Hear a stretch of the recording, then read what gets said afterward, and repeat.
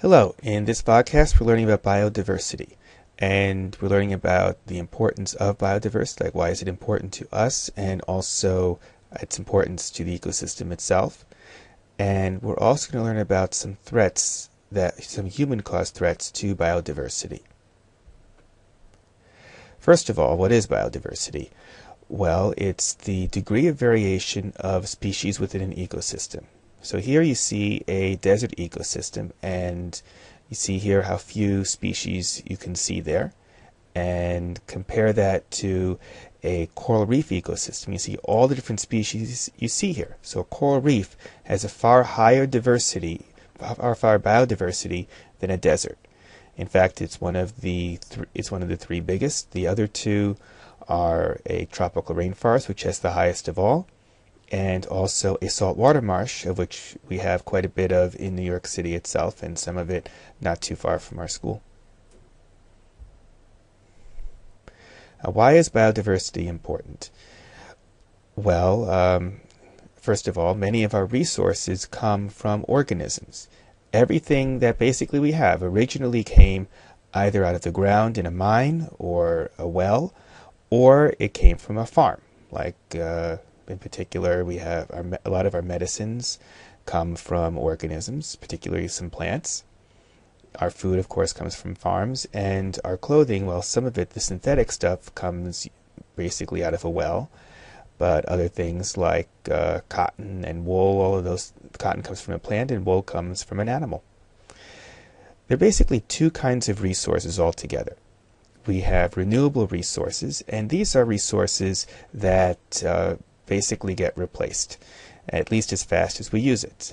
And corn is replaced because we plant corn, we harvest it, and then we plant it again, so every year there's more corn for us. And wool is another one because basically we shave the wool or the hair off of the sheep, and it grows back.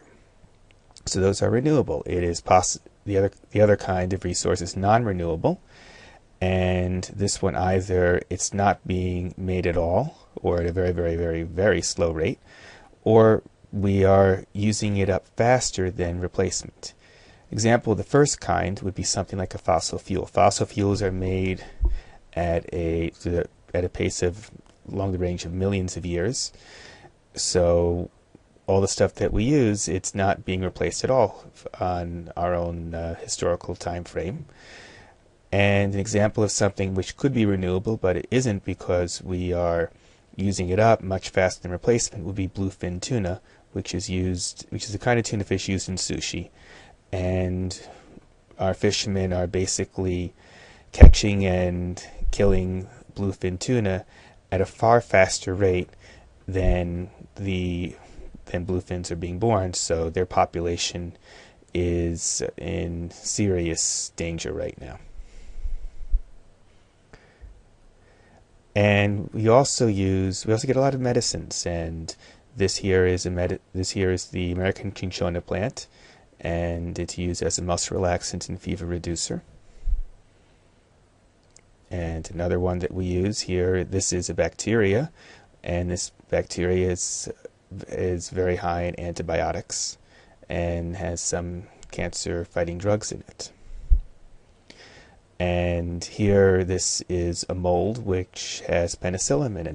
Penicillin was the first antibiotic that was discovered. Important things with biodiversity is that there are plenty of medicines out there that we haven't discovered.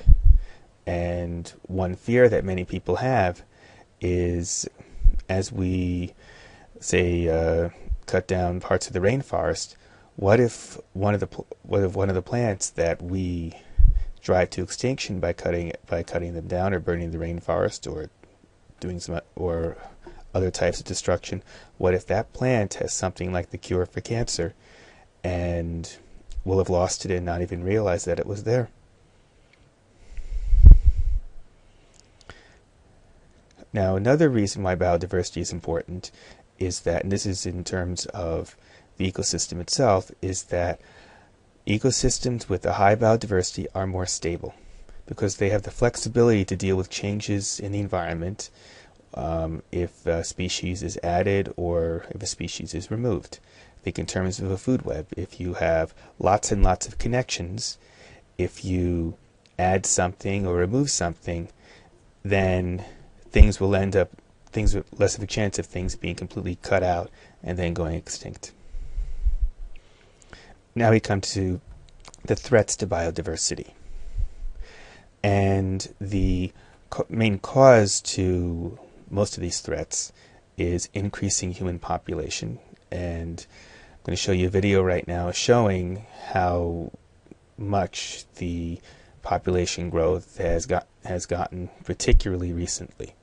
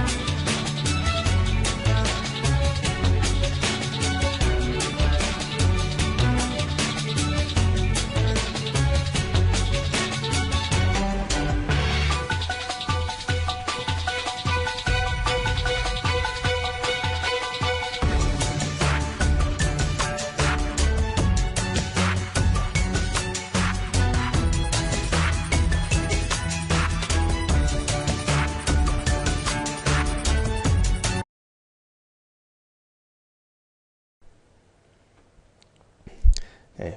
So if we have we have a larger population. Now this larger population causes a need for more resources. And the need for more resources will cause the other threats that you're going to see. And all of this is causing a mass extinction. Many, many species have gone extinct. And that's caused quite a few problems.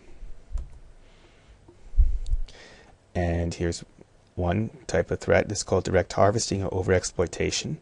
And this is the excessive use of a species that have an economic value. And there you see a rhinoceros that was killed just for the ivory in its horn. And just recently, a species of black rhinoceros was just declared extinct, and it was this type of poaching that caused it. And what I mentioned before with the bluefin tuna, that was another example of direct harvesting. Habitat loss is another.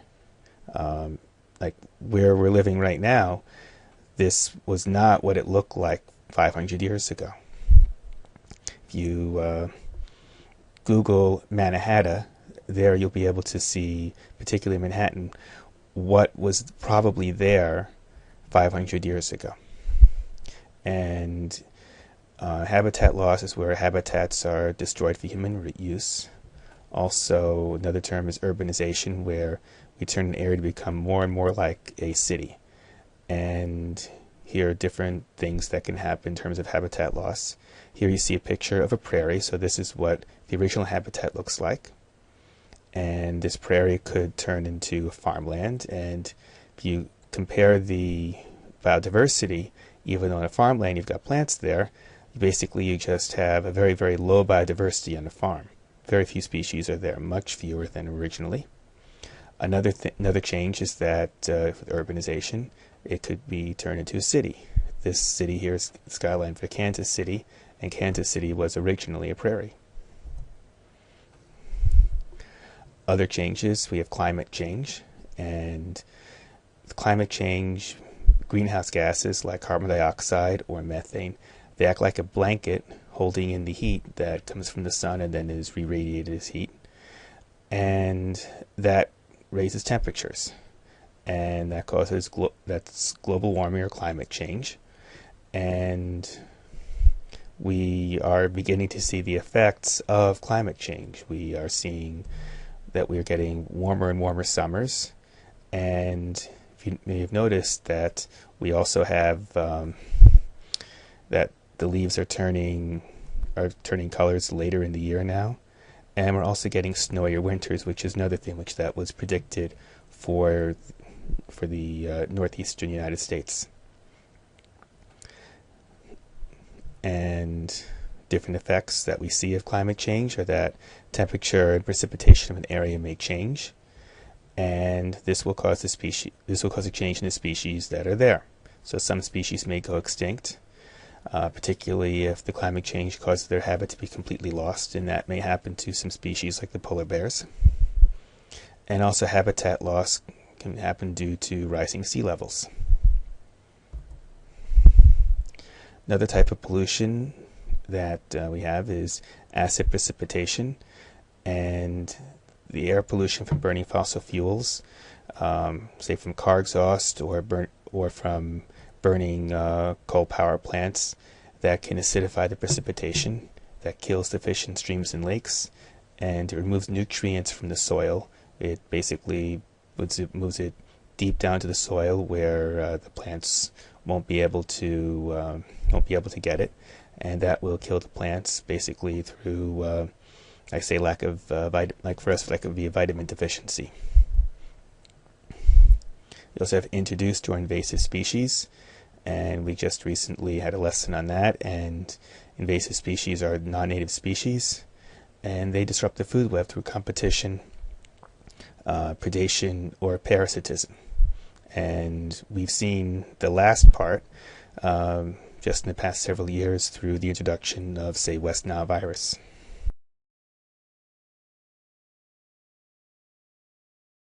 At any moment, 100,000 people are suspended in planes over the Atlantic Ocean, traveling from one continent to another. Cargo is sent to the furthest corners of the Earth in a matter of days or even hours. And with it comes other, smaller passengers who are not going to get back on the plane and go home. Many animals and plants that find their way in can easily adapt to new environments and flourish. Some of them don't cause problems, but there are others we'd rather were not so good at sneaking in. In our new interconnected world, the invasive species we carry with us are dramatically increasing the rate of extinction of native life. Some of these animals were brought in by private individuals as pets. Some were brought in either for resale as far as food products. And some of these actually stowed away on some of our aircrafts and ships that arrived here in Hawaii. The brown tree snake is one of them. Originally from New Guinea, it can grow up to 11 feet long. During World War II, the snakes began to climb the landing gear of planes and curl up in the wheel housings, or hitchhike rides on cargo ships. When they arrived in Guam, the snakes would slither off and head for the jungle. Then they would climb trees in search of food. The eggs of the native birds were easy targets, and 9 of Guam's 11 forest bird species were driven to extinction. Hawaii's Department of Agriculture now has to use trained beagles to sniff out the snakes. Where is it? This time it's a test for training. But the next time, it will be for real. The last brown tree snake that showed up here was found in wheel well of a continental Micronesia 747 aircraft that arrived the day before from Guam. It does show that the snakes are getting up there. The main word for the Hawaii Department of Agriculture is that the brown tree snake becomes established in Hawaii. Hawaii leads the nation in the amount of endangered species. Okay? Many of those species are birds. Okay? If Hawaii loses our native birds, we also lose a lot of our native plants. And the whole ecosystem in Hawaii will be affected forever. And the paradise we know might not be around in years to come.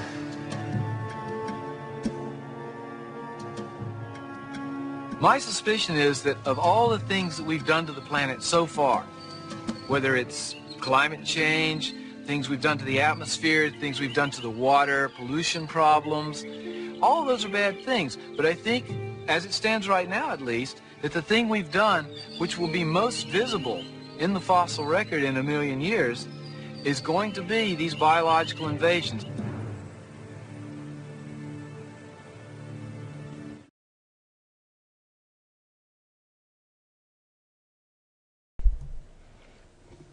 And here are the concluding questions. First one is, what is biodiversity? 2, why is biodiversity important to us? 3, why is cotton a renewable resource? 4, describe 2 threats to biodiversity.